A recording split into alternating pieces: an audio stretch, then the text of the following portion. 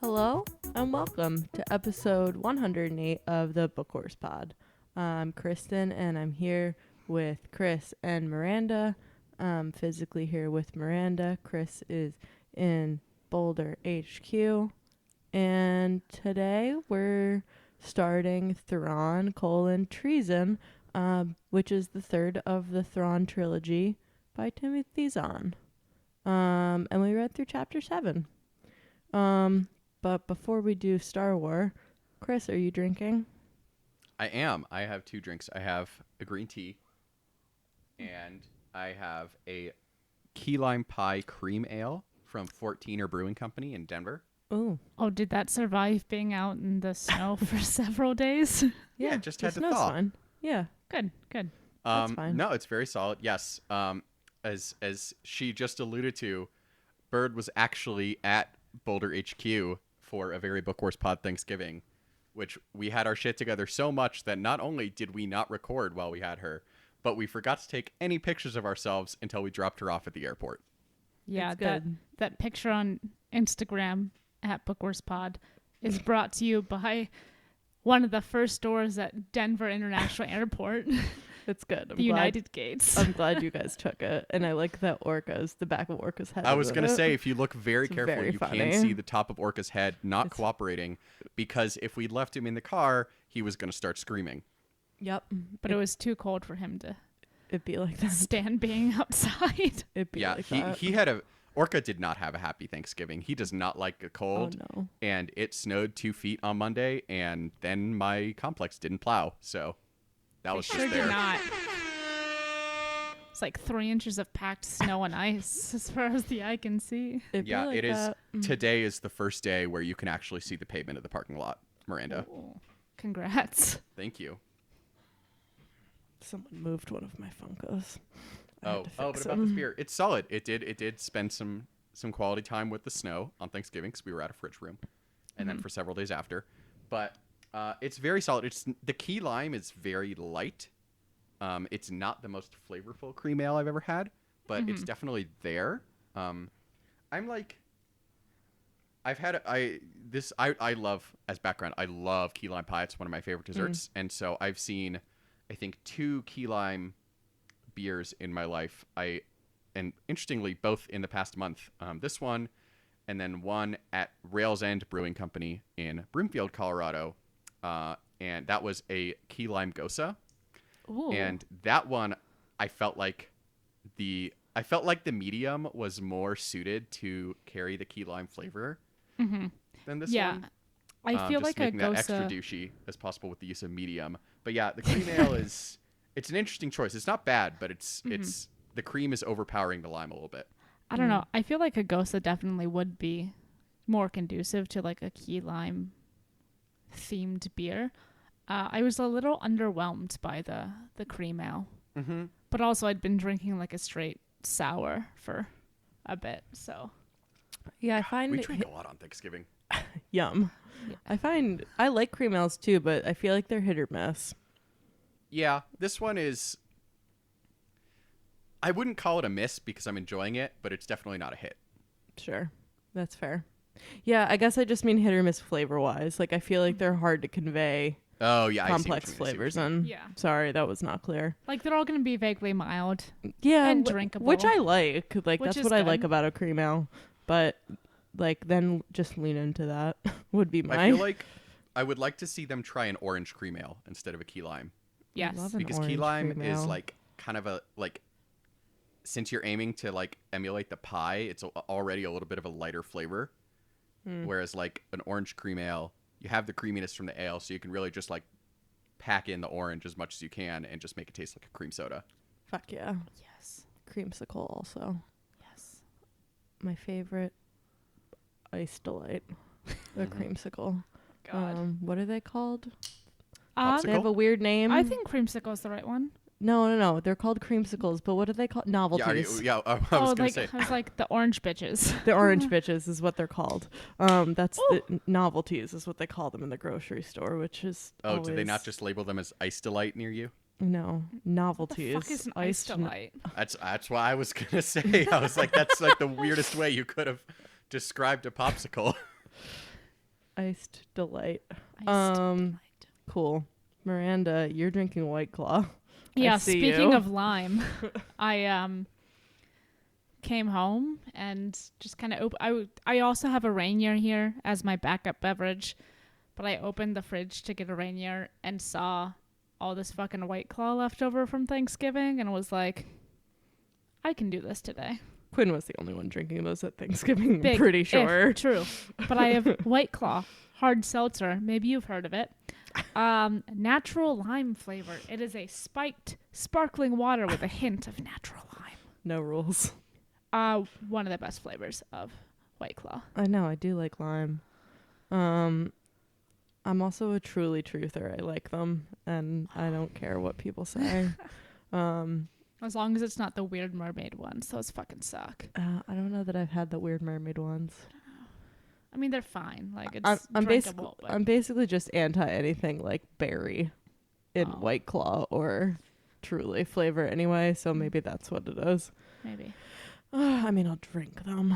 I'm drinking white wine. White wine. It was open, and I didn't want to open a bottle of red. I don't like this white wine that much because I Oh. don't generally like white wine that much. There's a little red left over from last night. I know, but what was that? It was a Pinot. Oh, yeah. It was I didn't, Apollini. Nice Willamette Valley Pinot Noir. oh, true. I know. I had that. $18.99 at Whole Foods. So that's a dope. That is good. I've had that before. It's a good wine. This is Cloudvale Pinot Gris, 2018, Oregon, except for it's Walla Walla, Washington is where the vineyard is. So I'm not sure where they yeeted these grapes from. Blah, blah, blah. I'm reading. South-facing slopes, blah, blah, blah. It's Flavors wine. of cantaloupe, tropical fruit, Meyer lemon, touch of floral character, pairs well with grilled scallops and semi-soft cheeses. Okay, they're not wrong about that.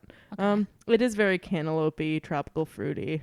It doesn't tell me anything about what it was barrel conditioned in, but I bet it was mostly stainless steel.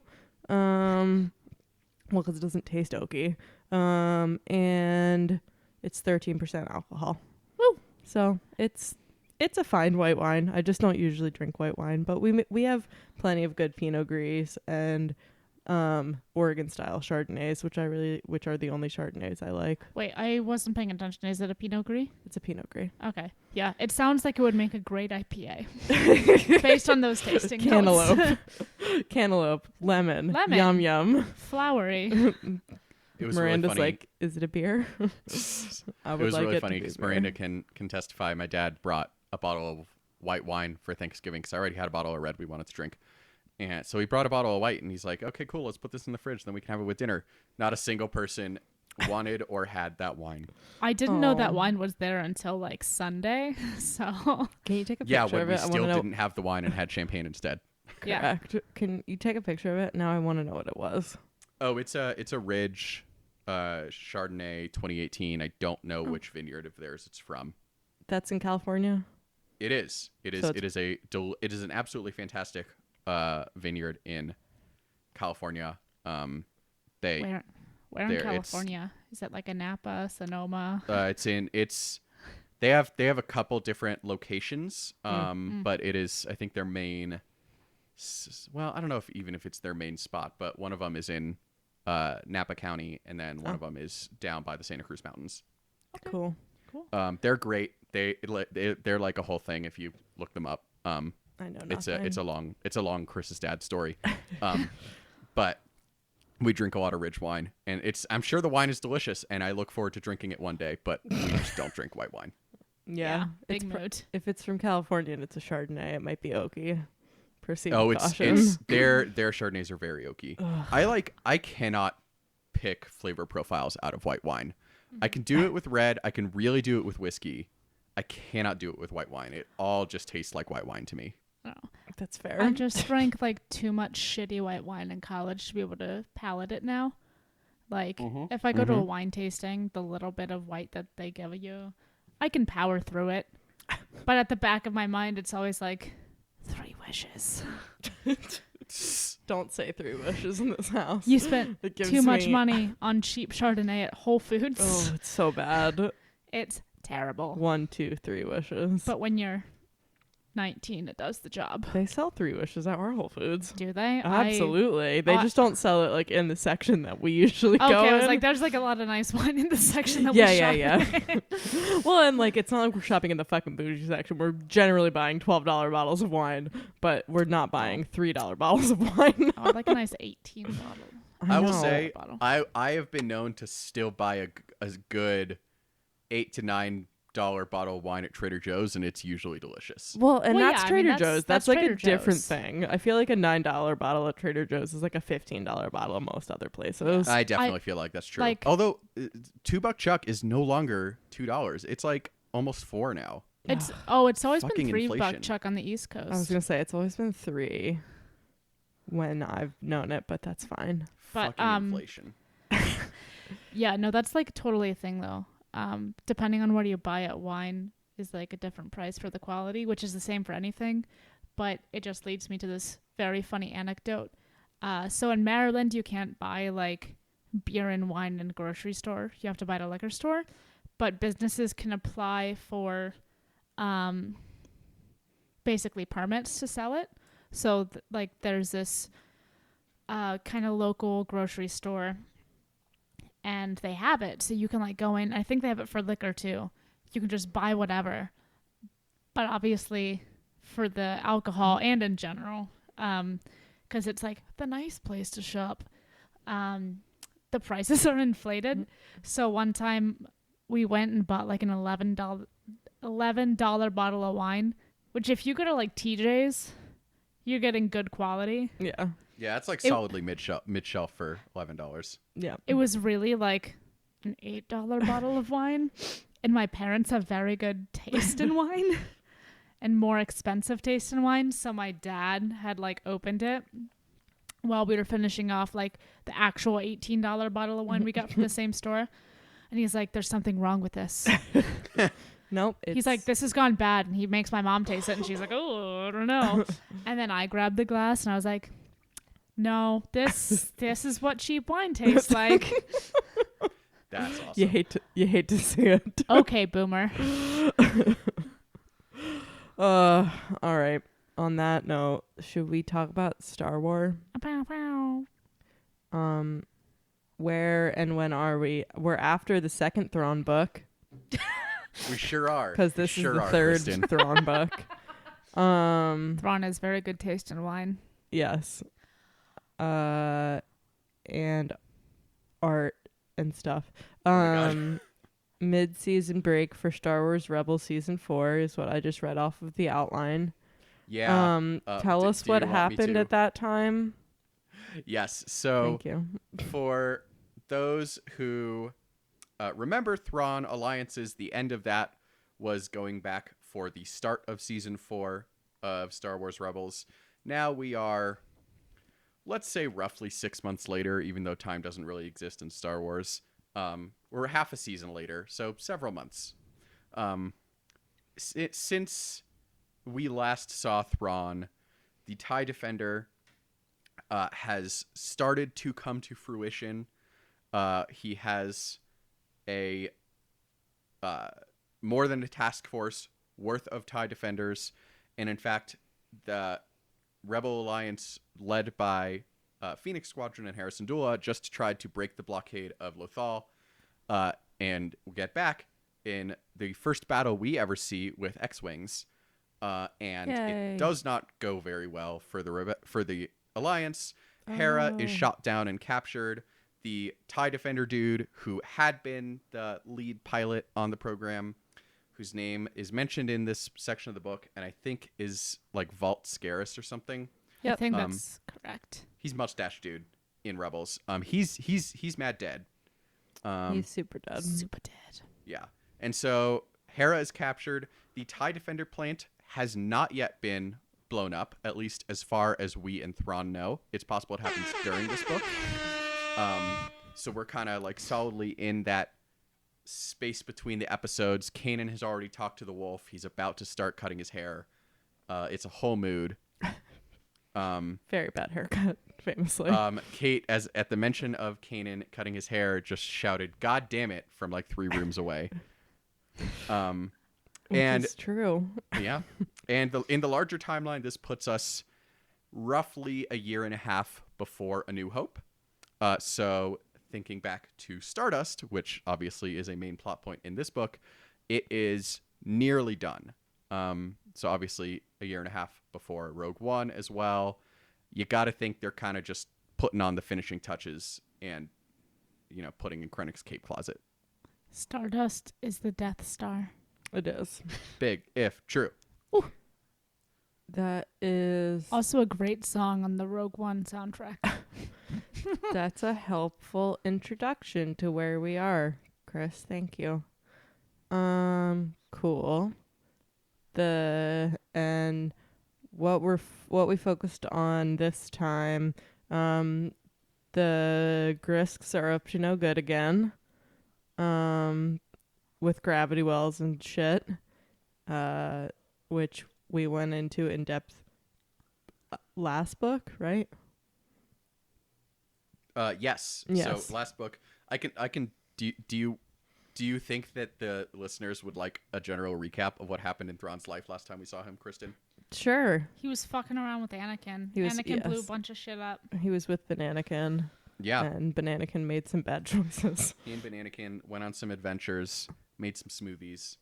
You love to And see it. they discovered that the Grisks are making inroads into the Empire, particularly in outer space near Batu, and they have gravity well generators to pull ships out of hyperspace and then go cloaked so that if you don't really know what's happening, it's almost impossible to figure out what is happening. And so what we're figuring out now is that the Grisks are actually far deeper into the Empire than Batu. Like physically. Yes, physically and probably spiritually, emotionally.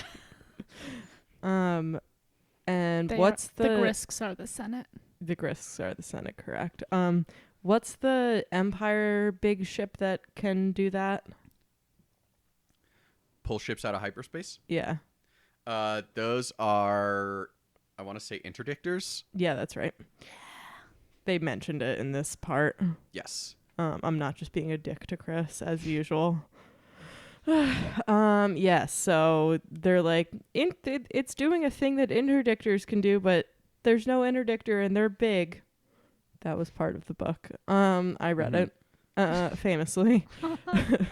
But, okay, cool. That is helpful to everyone. Should to we all talk? of our listeners and not Kristen. Not me. It's very helpful. I literally said today I need to reread all the Thrawn books. I don't remember what happened. Yeah, And Thrawn is like my favorite character, so I'm the fucking worst. There's like ups and downs to doing series not back to back. Like the up is Sure. that you don't kind of drown in it and you get some breathing room and can think about it from different perspectives. But then, The down is sorry, me. just burped. The down is that you can't fucking remember. Yeah.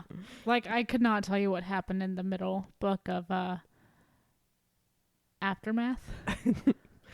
It's fine. Like- Everything's fine.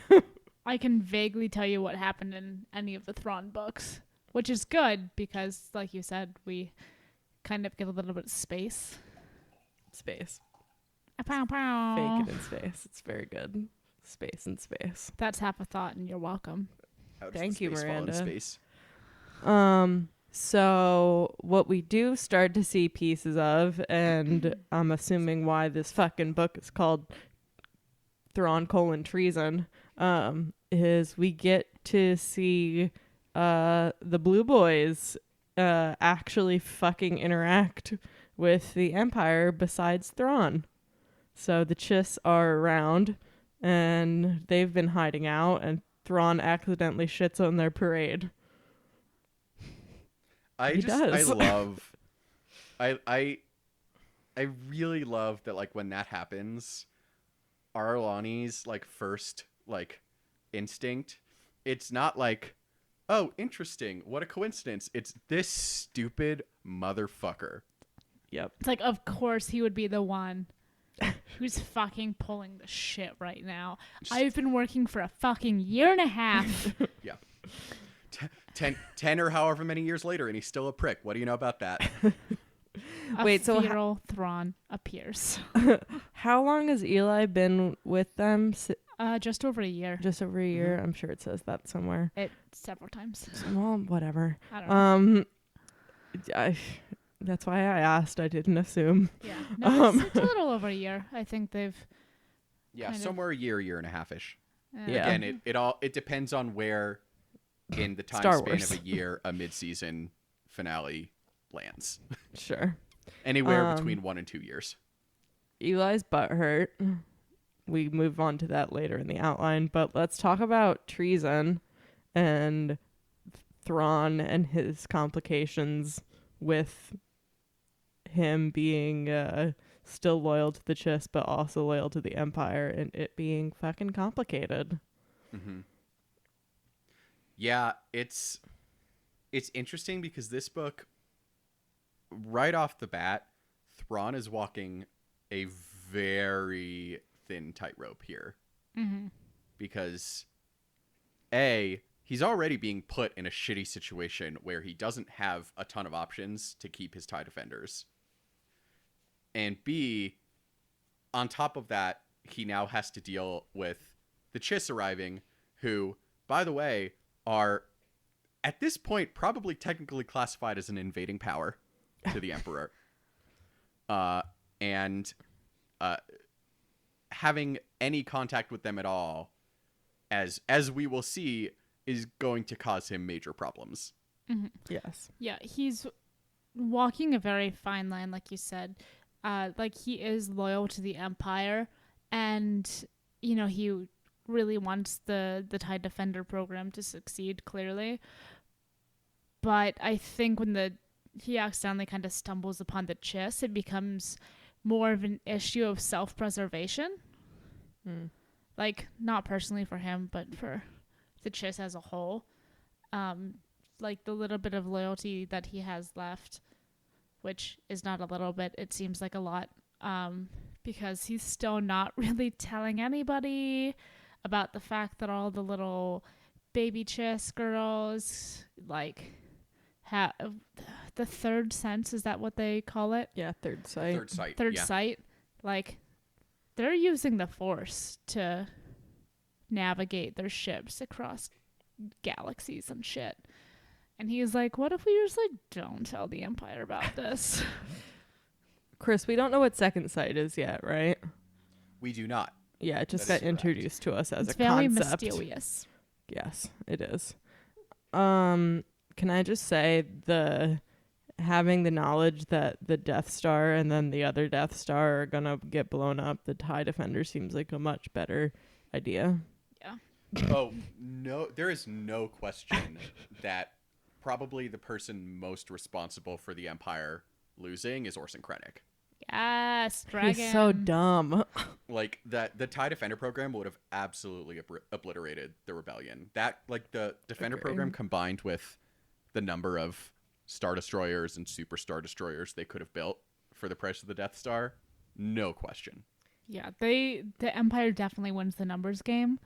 It's oh fuck, what's the word I'm looking for? I don't know. Something about arrogance. That's Hubris? Yeah, it's just like the level of arrogance, level of hubris that the Empire has. They're like, what if we build this giant space station that can wipe out a planet? Like, no, don't fucking do that. You're terrible. Invest in something you know is gonna fucking work on a wide scale. It's not just like one shot. That's gonna be your last shot. Pow, pow, pow, pow, pow. Especially since, like, you could either spend all this money on the Death Star or commit, like, I don't know, 3-4 Super Star Destroyers and a handful of regular Star Destroyers to bombard a planet for, like, a week to a month. accomplish the same goal, and in the meantime, the rest of your Star Destroyers are off across the galaxy doing the same thing. Yeah, and I feel like it's been mentioned in previous books that we've read that, like, that's a very possible thing. Like, it's not just gonna, like, poof the planet out of the sky, but functionally, if you just, like, attack it nonstop, like you said, it's gonna have the same effect. This is a huge waste of money. I don't know if you guys know about Star Wars, but they're really into things that can obliterate planets. And not into peace, funnily Sounds enough. fake. Fake and in space, but definitely not into peace. Yeah. Cool. Getting back to Thrawn, though, what I love about his interactions so far in this one is that, like, in, like, original Thrawn, you have, or not original, but first canon Thrawn novel, you have him just kind of, like, proving himself and basically being like, I am smarter than the rest of you, and I am going to show you, and not really caring what anybody else thinks. And then in Thrawn Alliances, you have him, like, having to answer to Vader, at least as an equal, and Vader, like, grudgingly being like, I don't like you, but I respect you because I'm a dummy. Correct. And then in this one, you have Thrawn being classic Thrawn. And then you have people who either don't like him, know him and don't like him, or aren't impressed by him. And you just get the blatant, like, yeah, you know that know-it-all thing that you do? It's not cute and it's really annoying. Yeah, except for, like, every time someone bitched about him in the book, I was like, he's so smart. You guys are so stupid. Yeah. And then, like, 2 pages later, he, like, reveals his plan. And it's like, how did you know that this shit was only an hour and a half away? You weren't supposed to know that. He's a very smart boy. Orson Krennic is the best and brightest of the Empire. I know, it's so sad when you say it like that. Him with his full-length cape and Ronan with his... Also full-length cape. Oh, I thought they said it was, like, down to his thighs. That's still a decent-sized cape. I know, for people who should not be wearing capes. That's fair. Yeah, I wrote this on the outline, but I said I want to punch Ronan's teeth down his throat. I hate him so much. He's the worst. Like, I just love how he's like Thrawn, Vader, the Emperor, Tarkin. None of them can hold a candle to the genius that is Orson Krennic. I'm like, all right, let's just put that back in your pants there, pal. Yeah. Put a pin in that. He's Spoilers. pretty stupid. Ronan went to our alma mater. Good one. Thank you. I've met that guy before. I'm just saying. Yeah, I'm pretty sure he Totally. works on the Hill. Yep. That's right.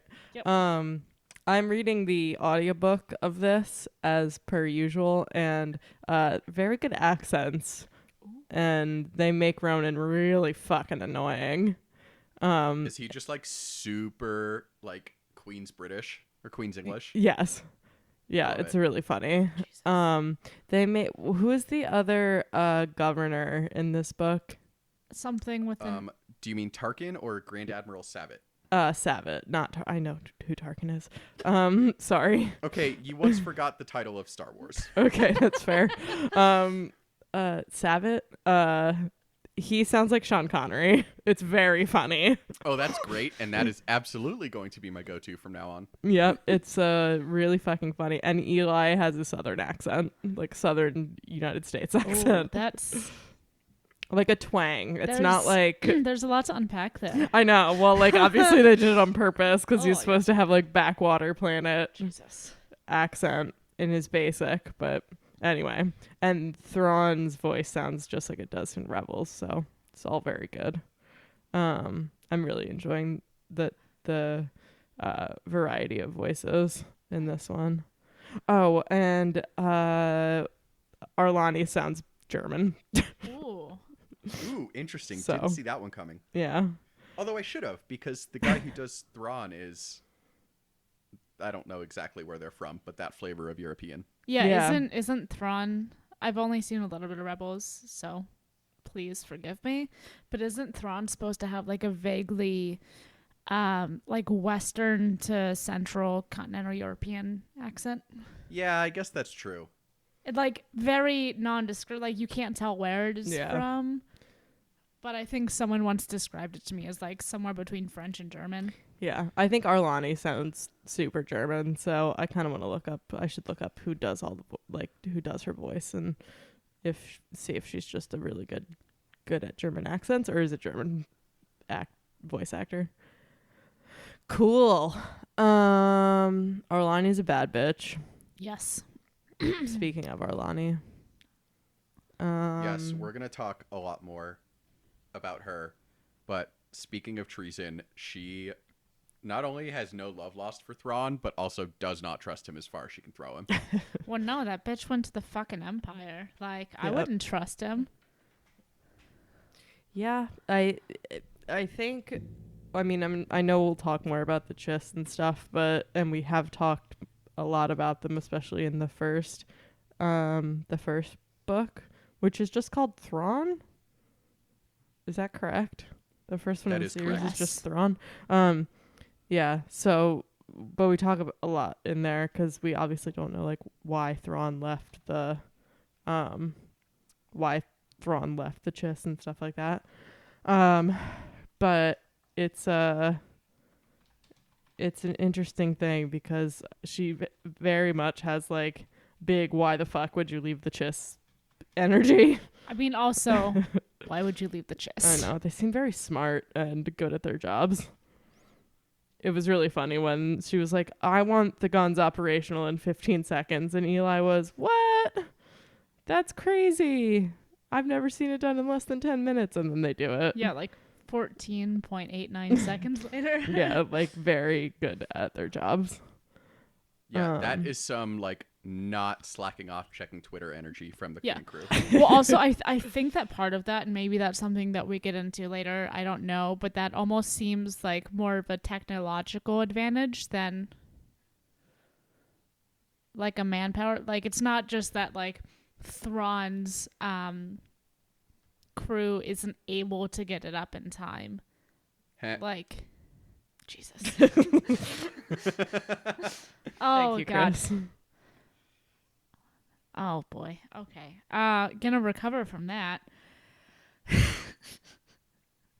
Thrawn's crew cannot get the Imperial Star Destroyer running and ready for combat in hyperspace travel in time, or in the same amount of time that Aralani can get the Steadfast. I like how it's in super dead mode also. Oh yeah, they're It's just like less than black mode, like super dark black mode. It's like they're floating in the void. They're in dead mode. Yeah, they have air. It's basically all that's happening. Rip in peace. But yeah, no, it is interesting, and I wonder if it's a smaller ship than an Imperial Star Destroyer. I wonder if they are just more technologically advanced, because we don't really know that. We know that their technology's different. Yeah. But well, I mean, and this is just me extrapolating, and rambling. Probably we'll see, but like,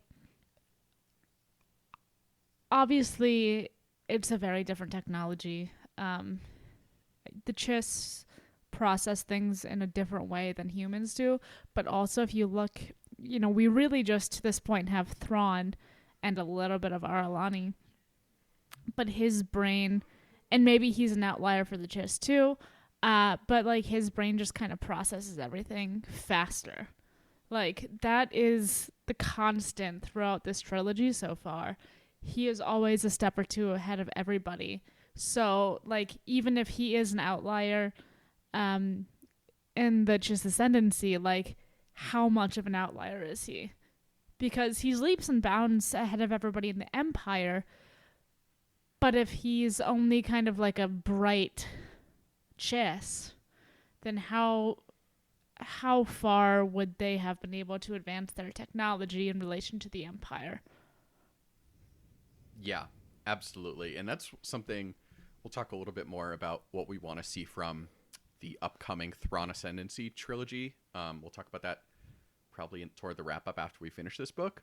But that's something I really want to know is, like, what are the Chiss actually like? Yeah. are they like Thrawn? Do they all hate him like Arlani hates him? Like, what is the deal? Totally. Cool. Treason. And I do want to note that like the book doesn't really reference treason so far in relation to Thrawn. Like everybody's kind of like, oh, this is weird. Like he was just talking to these other blue people. Wild times. They have blue skin and red eyes and all of that. But every time Sounds chill. Eli, or like the topic of Eli comes up with an Imperial character, they're like, this bitch is a fucking deserter. He is a traitor. Fuck him. I know, everyone hates Eli. I'm just like, please calm down. I know, they're like, he's a traitor and he's probably dead, but definitely a traitor. And Eli's just like, sorry for burping into the microphone. That's not what he said. That's what I'm saying. It's complicated. But he's just like, yeah. So, like, I went and saw the Emperor when he said I could go to the Chiss Ascendancy. But I can't really talk about that because somebody will kill me. Also, like, you tell anyone that the Emperor said it was fine and nobody fucking believes Yeah, it's you, like, as we oh, have yeah. seen. Oh, yeah, sure. Yeah. Your but it's buddy, also the one Emperor. of those bluffs that it's like, we know you're bluffing, but I also can't call it. It's like if you're playing poker and it's like, I know that you have a pair of threes, but I can't call you because I also know that I have a jack high. Yeah. Well, part of it, too, is like the complication of everybody knowing how close he was to Thrawn and how close Thrawn was to the Emperor. Because, like, everybody's very confused when they meet him. Thrawn. Yeah. Yeah. They're like, oh, who's this guy? And they're also really confused that the people on his ship, like, know and respect him. Mm-hmm. And, like, one of the things in this section of the book, I forget who it was, but they just kind of, I think it might have been Ronan. They just, if it was something like, dumb. kind of assumed that he was a political appointee. Oh, yeah. And that is most certainly not the case. No, he's super smart. He's just very good at his job. Unlike the rest of the Empire. Unlike everybody else in the Empire. Well, and this is like, I guess there are still some people in the Empire, because the Death Star hasn't blown up yet for the first time, that are good at their jobs. But, like, I still see lots and lots of incompetence in this book. And people bad at their jobs. Yes. Which is cool. The Empire. Woo. TM. Yeah. Eli. What did you write? Sweet baby nerdling. Where? Oh, yeah. So my actual note in the outline is, also, so far, the only treasonous person is sweet BB nerdling. Theoretically. But who will it be by the end? Pow pow. So true. See, you wrote that about Eli. My note about Eli was bang that navigator. Yes. I was really that navigator hoping sounds hot. she does, but I was also hoping Eli would be gay. Fair. He could still be queer and bang her. He could be queer and bang her. That's how it be sometimes. Beautiful. Meanwhile, Krennic and Ronan are jerking off into their capes somewhere. Yeah, Oh, no, and like she's speaking choking. of treason, they're like actively hoping that a Grand Admiral is going to fail in his task to accomplish something the Emperor asked of him, Yeah. which Yep. feels somewhat treasonous to me. How very white men of them. They're like, I hope he fails, but like, I hope we don't have to do any work. Yeah. Big mood. Yeah, I really like so far what we're getting in terms of like the political jockeying that's Yeah. being done. One with like the military development and acquisition programs, and also just like vying for the Emperor's favor. Krennic's like, I'm making this big sphere that's gonna blow up with all of the only competent people in the Empire. Pick me. There's lots of dramatic irony. just so much. It's dripping with dramatic irony. Yeah, this book is very filled with dramatic irony from the jump. Yeah. But like, they're Krennic and Ronan are also just very full of themselves, yeah. and like they're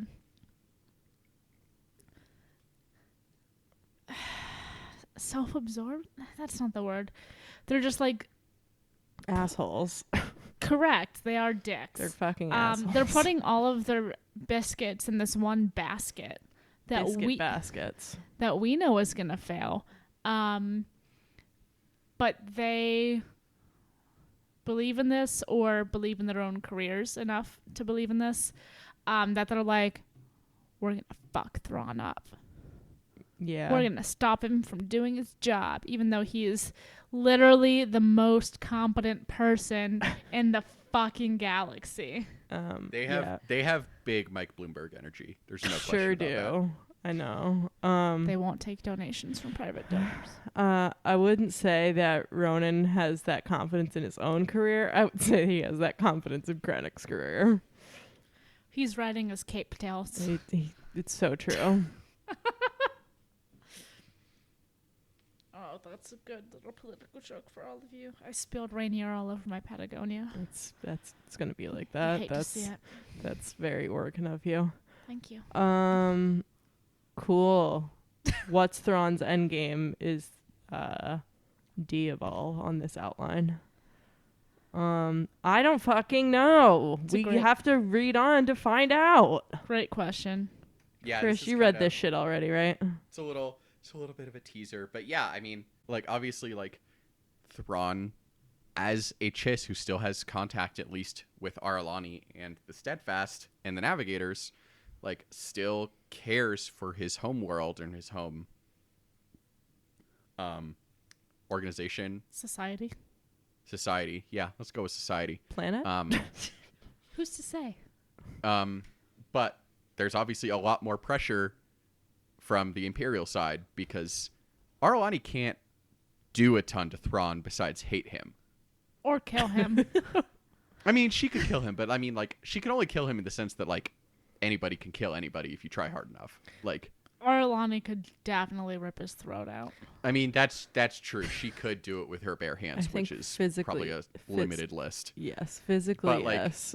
She could do that, but, like, Thrawn, in the meantime, even if he's never been explicitly told the extent of the Emperor's powers, he's a smart guy and he knows. Oh, yeah. And he also knows that, like, you need to be pretty powerful to have Vader on a fucking leash. Mm-hmm. Yeah. And so, like, as much as he, you know, maybe wants to work toward the Ascendancy's benefit, that is a big counterweight in favor of let's just be a good Imperial right now. Mm-hmm. Can you refresh my memory? I'm trying to reach to the beginning of the first book in this trilogy, Thrawn by Timothy Zahn. Was he originally sent, like, just kind of slingshotted into the Empire to, like, check them out? Yeah, so the story was that he was outcast from the Ascendancy, but he then revealed that that was kind of just a lie to get the Empire to take him in, and he was sent by the Ascendancy with their approval and their authority to essentially spy on the Empire and prevent them from attacking the Chiss. Mm-hmm. Yeah. Okay. So figure out what they'd be doing. I don't know what his endgame is. Yeah. Because I have literally never known what the fuck he's doing. But, like, I'm very interested to see how that plays into it, especially now that he is reconnecting with the Chiss and that, like, they're fucking here. They're in the galaxy. He is the first contact there. Like, who knows what happens next other than Chris Yes. and everybody who's read this book before. Yeah.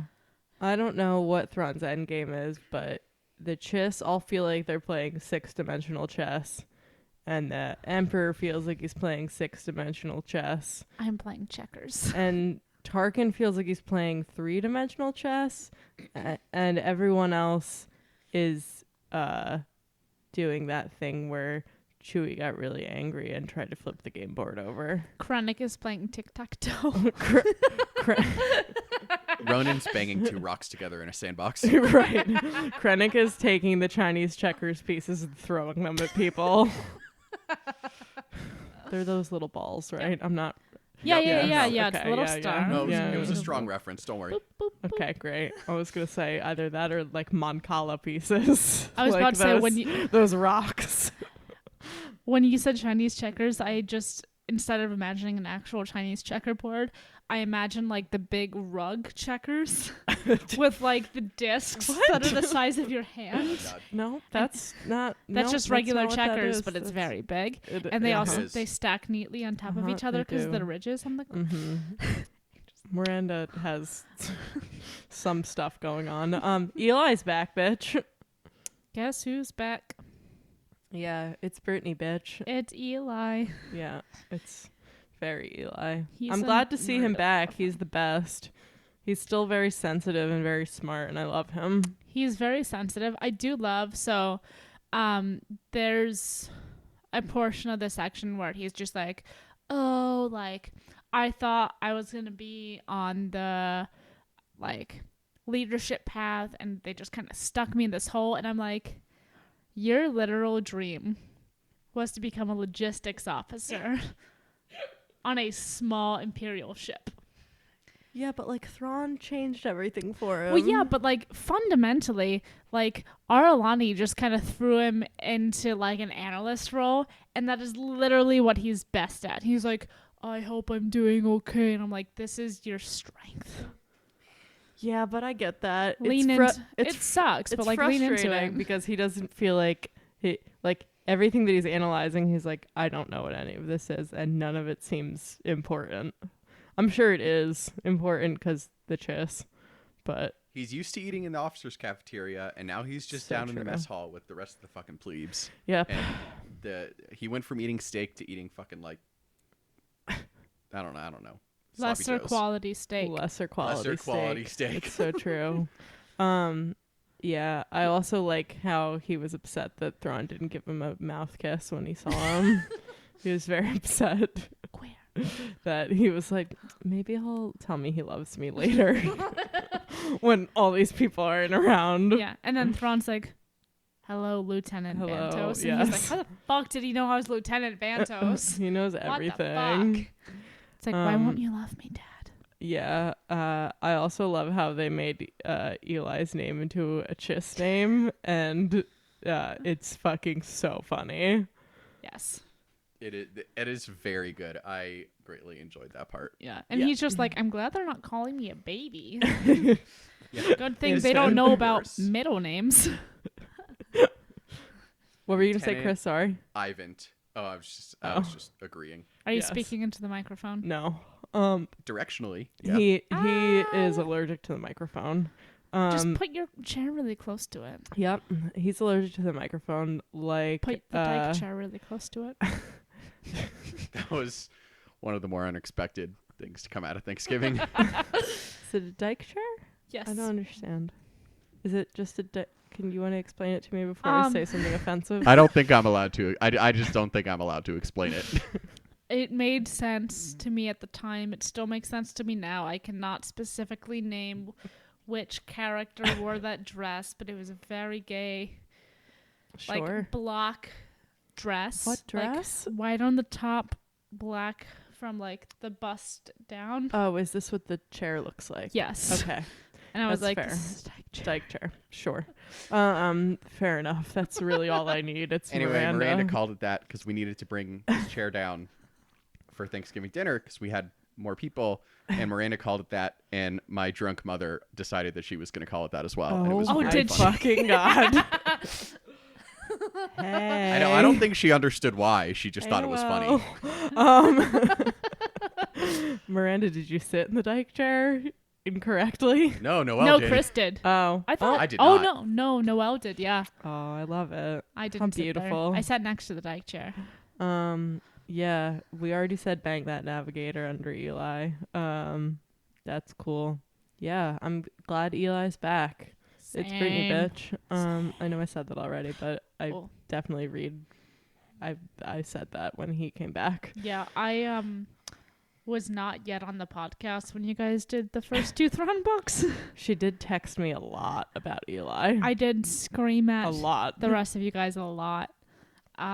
Mostly because my former job was in the vague military realm of things, and I have met like former logistics officers, and it sounds like the most fucking boring job Yeah. that exists. Like, it's a very important one, but it's like It sounds like accounting, but without money. there's money involved, but Well- it's like, how much food do we need? Yeah, no, it's a no for It's me. like, how much toilet paper do I need to buy? I Like, don't know. literally the logistics of like keeping people alive on a fucking ship, and he It's wants to that- do that for the entire goddamn galaxy. He wants a goddamn Star Destroyer. It's that Navy Federal commercial where she buys all the Slim Jims all over again. If you don't know what I'm talking about, How many Slim don't worry Jims about it. do I need to get to power this entire Imperial Star Destroyer? Chris, as much as I know everyone hated my outro last week, do you want to do the outro, please? Yes, we can end it there. Thank you for listening to episode 108 of the Book Wars Pod. Next episode, we're going to be continuing on with Thrawn Treason, reading chapters 8 through 16. In the meantime, hit us up on Twitter, Facebook, Instagram, and Tumblr at bookwarspod, bookwarspod@gmail.com if you want to email us. And please rate, review, and subscribe to us and the Tashi Station Radio Mega Feed.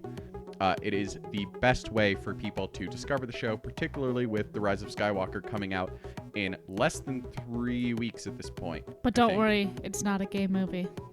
Yeah, It's my gay. God. I'm Um, so fucking mad. I got my Anyway. tickets. We got our tickets. Yeah, For just. once. I mean, I have my ticket. Just in your review, tell everybody how gay our podcast is, and then maybe they will find an outlet for how fucking stupid and queer baity J.J. Abrams is. Anyway, also, if you are so inclined, please donate to the Tasha Station Radio Patreon. Helps us cover our hosting and production costs, as well as giving us coffee at ko-fi.com/bookwarspod. When you give us coffee, we will post pictures of Pork Chop, Orca, and or Jasper on our Instagram account. You don't want to miss it. They're all fantastic. Our theme song is Whiz Bang by Poddington Bear. Our logo and artwork are by Joby Terra Design. For Kristen and Miranda, I'm Chris. Thank you so much for listening to the Book Wars Pod, and we'll talk to you next week.